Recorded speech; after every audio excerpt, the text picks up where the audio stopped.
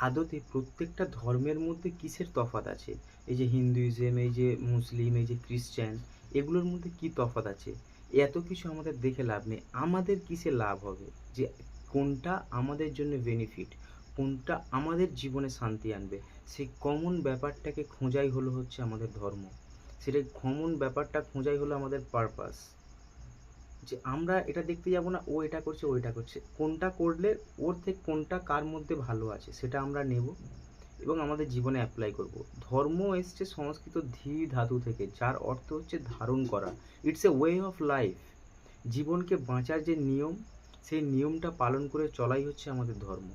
এছাড়া আর কোনো কিছুই ধর্ম, যে বাকি যেগুলি আছে সেগুলো ধর্ম না, সেগুলো আলাদা জিনিস। এবং সেই প্রত্যেকটা টপিক সম্পর্কে আপনারা যেই টপিক সম্পর্কে জানতে চান অবশ্যই কমেন্ট করুন, সেই সম্পর্কে আমরা ডিটেলসে গভীরে আলোচনা করব।